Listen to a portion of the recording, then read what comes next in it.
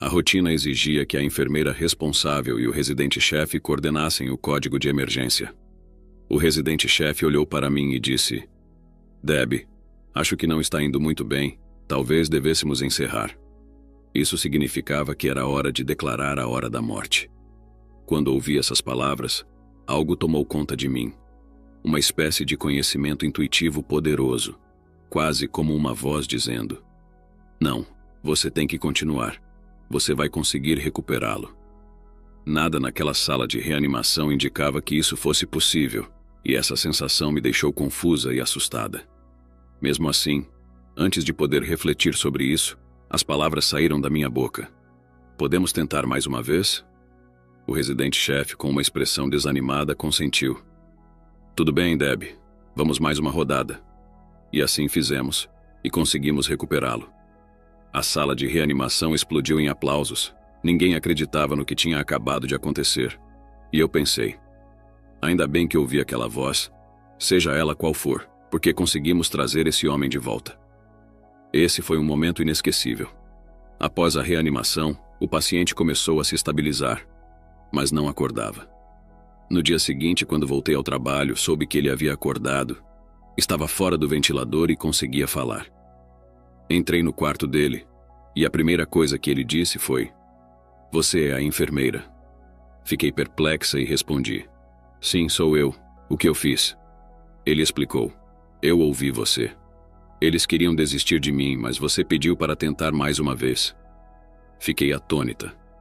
"Você ouviu isso?" Perguntei, e ele confirmou. "Sim, vi tudo de cima daquele canto", disse ele apontando para o canto da sala de reanimação, acima dos monitores cardíacos. Nesse momento, algo dentro de mim soube que ele estava falando a verdade. Eu mesma tinha vivido uma experiência fora do corpo durante o acidente de carro, e sabia que isso era real, mas nunca havia falado sobre isso. Ele descreveu com detalhes gráficos tudo o que aconteceu na sala de reanimação. Os medicamentos, as pás do desfibrilador, o anestesista e até onde eu estava posicionada. Pensei: isso muda tudo. Mas guardei para mim mesma. Não queria que ninguém pensasse que eu estava louca. Isso aconteceu pouco antes do livro de Moody sobre experiências de quase morte ser publicado, e o termo ainda não era conhecido entre os profissionais de saúde.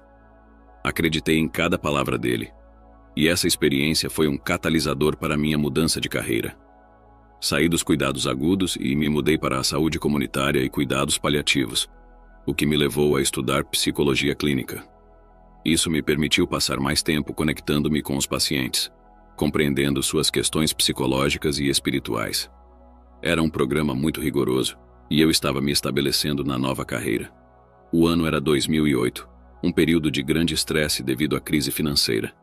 Meu marido, regulador bancário, estava profundamente envolvido na crise, viajando pelo país. Meu filho mais novo, que tem autismo, estava passando por grandes dificuldades, afetando toda a família.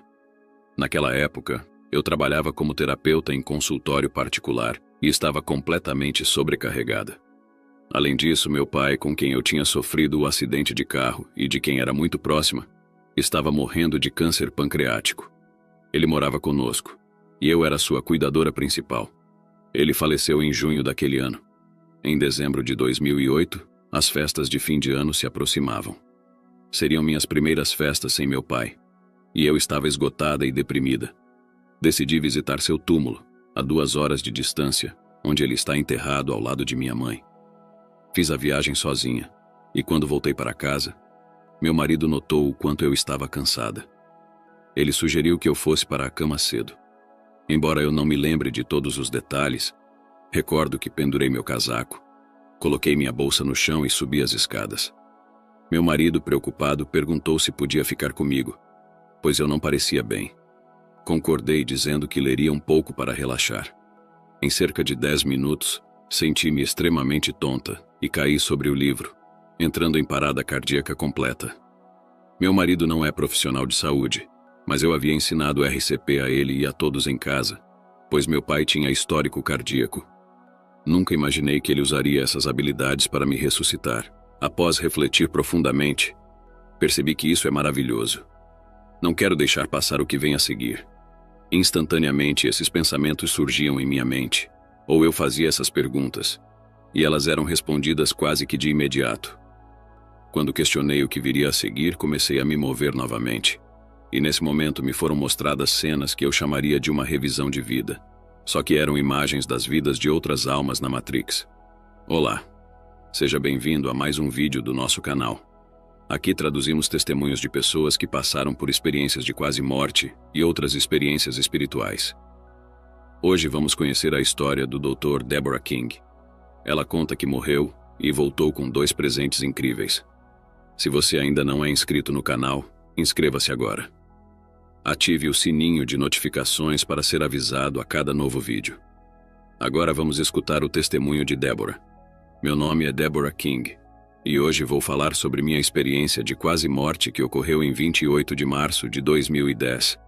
Mas antes de falar sobre isso, vou apenas mencionar 2 experiências que tive antes desse evento, que acredito terem funcionado espiritualmente em minha vida para fornecer o contexto necessário para que eu realmente apreciasse essa experiência. A primeira foi um acidente de carro que sofri aos 17 anos. Eu era passageira no carro do meu pai, e naquele dia estava de folga da escola.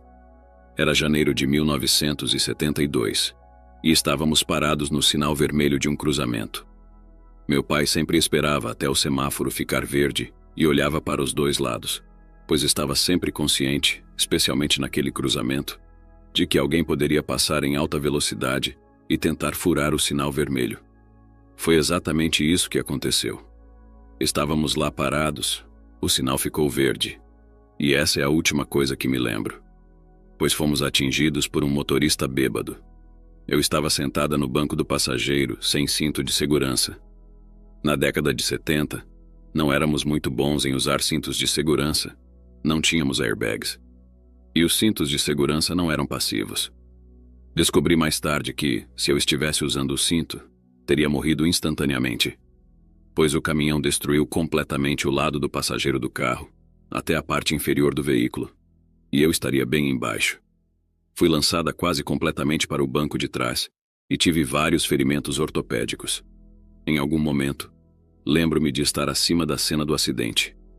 A última coisa que me lembro é de estar sentada no sinal vermelho, e depois disso, a próxima lembrança é de estar fora do meu corpo, olhando para o acidente. Era uma cena horrível, e eu estava tentando entender o que estava acontecendo. Vi meu pai, que milagrosamente tinha alguns ferimentos, mas conseguiu sair do veículo e estava correndo e segurando a cabeça. Não conseguia ouvir o que ele estava dizendo. Estava meio que isolada em um espaço, mas pude ver tudo o que estava acontecendo e reconheci meu corpo. Embora eu não entendesse, estava mais preocupada com meu pai. Queria que ele soubesse que eu estava bem, que estava vendo tudo e que estava bem. Realmente queria voltar, mas não entendia. Sabia que era muito real, mas é difícil dizer quanto tempo passou. Rapidamente voltei ao meu corpo, abri os olhos e percebi muito sangue e vidro onde estava deitada. Sabia que tinha sofrido um acidente horrível, mas não fazia ideia de como tinha acontecido. Então ouvi a voz do meu pai dizendo: "Oh, Debbie, graças a Deus você vai ficar bem", quando abri os olhos. Foi uma experiência fora do corpo muito rápida e confusa. Eu tinha 17 anos e, por muito tempo, mesmo parecendo muito real para mim, pensei que talvez eu estivesse sonhando, que era apenas uma imaginação.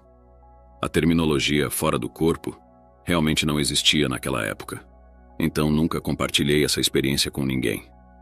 Comecei a escola de enfermagem, saí do meu estado natal, Nova York, e me mudei para Maryland para trabalhar como enfermeira na unidade de terapia intensiva do Johns Hopkins. Uma noite, estávamos ressuscitando um homem de 40 e poucos anos que estava muito doente, mas não esperávamos que ele sofresse uma parada cardíaca, e isso aconteceu. A ressuscitação foi longa e problemática. Enfrentamos muitos problemas para manter um ritmo viável e estabilizar sua hemodinâmica, e a pressão arterial dele era muito difícil de manter. Foi uma ressuscitação desanimadora, e eu era a enfermeira responsável naquela noite. Eu não tinha nenhum histórico cardíaco que pudesse levar alguém a acreditar que eu teria tal evento. A equipe levou aproximadamente 10 minutos para chegar em casa, E a reanimação foi extremamente difícil. Foi muito intuitivo e, posso dizer, baseado no julgamento, mas realmente na intuição da equipe de suporte avançado de vida em cardiologia. Continuar com a reanimação, pois as coisas não estavam indo bem para mim. Eles realmente continuaram se esforçando e conseguiram me trazer de volta, mas eu não acordei. Isso foi um paralelo interessante com o que aconteceu com meu paciente da UTI. Mas pior, pois fiquei inconsciente por muito mais tempo e entrei em coma. Durante esse coma, tive o que chamarei de minha experiência de quase morte. Não posso dizer exatamente quando começou ou terminou, mas me lembro de voltar ao meu corpo. Minha experiência começou em um lugar escuro, um vazio negro com uma suavidade aveludada. Digo vazio porque realmente não vi nenhuma margem ou limites. Apenas senti como se estivesse flutuando nesse espaço negro. Posso rir agora porque meu senso de humor estava intacto. Lembro-me de pensar: bem, acho que estou morta. No entanto, não havia medo algum. O que uma boa enfermeira faz quando não tem certeza de um diagnóstico? Faz uma avaliação física. Então pensei: ok, vou verificar meu corpo. Senti minha cabeça, meus braços e minhas pernas, e não havia nada. Sem cabeça, sem braços, sem pernas. Avaliação correta. Eu estava fora do meu corpo. Isso não me assustou. Pensei: uau, isso é muito legal. E agora? Até mesmo dizer essas palavras agora me faz rir, porque eu tinha concluído que estava morta, realmente fora do meu corpo. Mas não me assustava. Apenas pensei: uau, o que vem a seguir? Não há ninguém aqui. Sentia que não ficaria naquele lugar por muito tempo, como se estivesse em um local de espera ou de transição. A próxima coisa que lembro é de me mover, apenas flutuando. Eu estava consciente de uma luz vindo de minha consciência, experimentando-me como pura consciência, sem corpo, apenas luz. Comecei a me mover em algo que descreveria como uma teia de aranha de luz, uma linda matriz de luz fluindo por toda parte. Eu estava incorporada nela. Era pura energia. Pensei: que lugar é esse? Não tinha ideia de onde estava, mas logo percebi que as luzes na matriz estavam vivas. Muito vivas. Eram almas. Não sei como sabia disso, apenas sabia. Isso foi representativo de grande parte da experiência. As informações pareciam ser baixadas diretamente em mim. Reconheci algumas dessas almas. Algumas eu sabia da minha vida terrena, mas não pelos corpos, pois ninguém tinha um corpo. As almas eram luzes, e eu as reconhecia pela sua energia, uma espécie de assinatura energética, como uma impressão digital ou floco de neve. Sentia-me em casa, voltando para um lugar onde já estive antes, sentindo-me cada vez mais acolhida, necessária e amada. As luzes na matriz me envolviam em um casulo de amor, algo esmagador e poderoso como nunca tinha experimentado na vida terrena. Pensei: isso é maravilhoso, não quero sair daqui. O que vem a seguir? E no instante em que tinha esses pensamentos ou fazia essas perguntas, as respostas vinham quase imediatamente. Quando questionei o que viria a seguir, comecei a me mover novamente, e naquele momento, me foram mostradas cenas que eu chamaria de revisão de vida. Flashes muito rápidos da minha vida terrena. Não eram grandes eventos, mas pequenos momentos em que fiz escolhas compassivas ou amorosas, ou onde poderia ter agido de forma um pouco melhor. Não estava sendo julgada por ninguém por nada disso. Senti profundamente que estava na presença de Deus e do divino.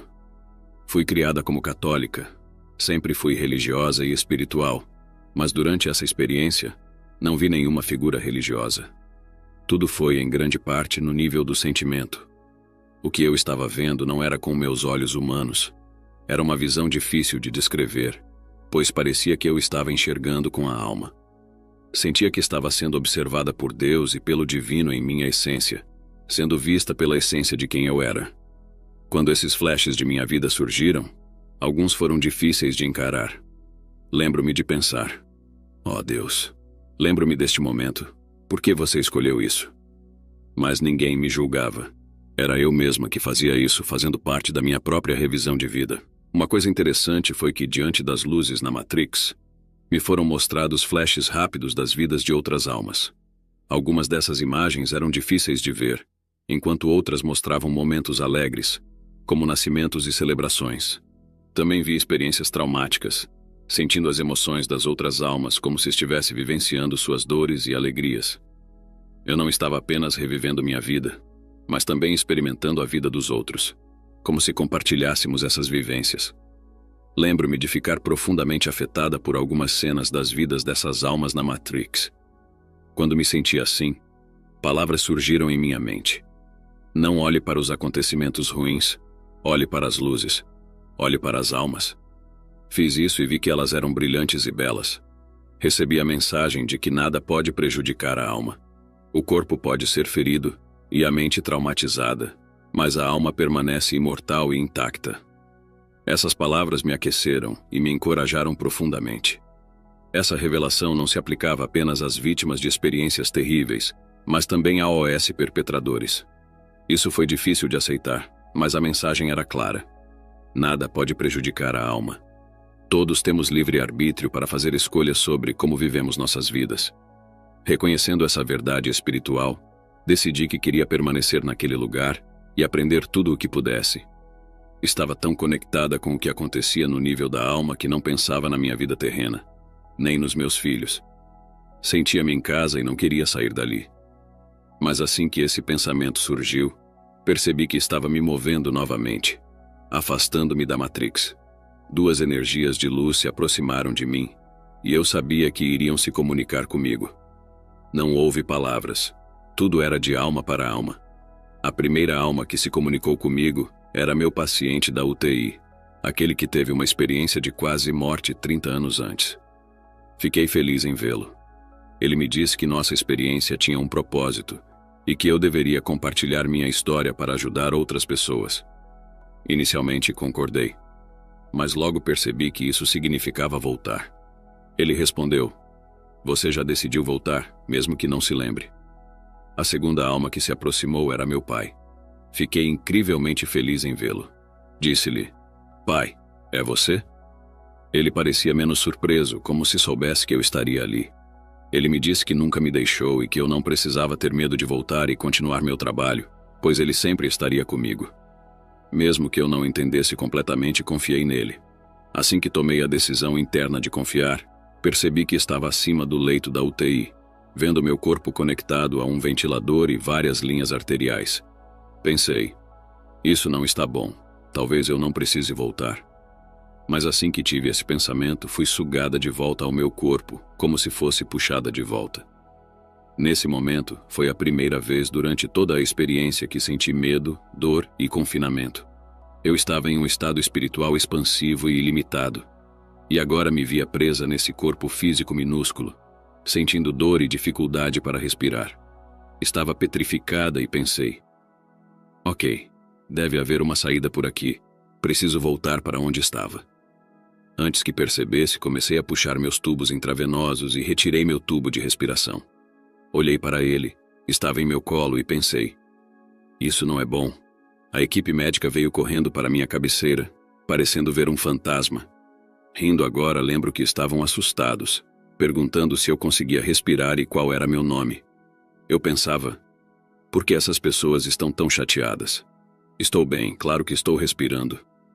Descobri então que havia tido uma parada cardíaca em casa e sofrido uma lesão cerebral anóxica, enfrentando problemas graves durante os primeiros 6 meses a 1 ano da minha recuperação. No entanto, minha memória da experiência de quase morte permaneceu completamente intacta. Na verdade, era mais acessível para mim do que o que comi no café da manhã, ou o que um dos meus filhos me disse depois que me recuperei. Escrevi sobre isso e fiz um diário, mas não falei sobre a experiência por muitos anos. Há tantas lições importantes que podemos aprender, especialmente aqueles que trabalham na área da saúde. O termo experiência de quase morte nem existia quando passei por isso com meu paciente da UTI nos anos 70. Agora, como educadora de enfermagem, vejo que esse conceito ainda não é integrado em nossos currículos ou na formação de psicólogos e profissionais de saúde mental. Estamos progredindo, mas ainda temos muito a avançar. Precisamos ouvir essas pessoas, pois essas experiências são reais e transformam vidas. Precisamos criar espaço para ouvi-las e validar suas vivências, aprendendo com elas sobre o que significa realmente curar e nutrir-se como profissionais de saúde. Vivemos em um período crítico na área da saúde, especialmente após a pandemia que abalou o mundo de maneiras inimagináveis. Nosso sistema de saúde enfrenta uma crise profunda, e os pacientes estão sentindo o impacto de forma aguda. Como profissional da saúde, vejo diariamente o sofrimento estampado nos rostos das pessoas, cada uma com sua própria batalha, cada uma carregando um peso que muitas vezes parece insuportável. Precisamos desesperadamente de todo o apoio espiritual que pudermos reunir, tanto para auxiliar nossos pacientes quanto para manter nosso próprio equilíbrio e bem-estar. É por isso que considero essencial ouvir essas histórias de experiências de quase morte e outras vivências espiritualmente transformadoras.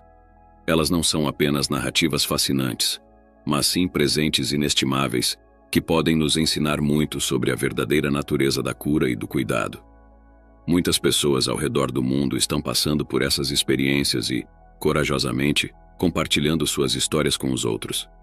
Estas partilhas são tesouros, oferecendo-nos novas perspectivas e compreensões sobre a vida e a morte, sobre o sofrimento e a recuperação.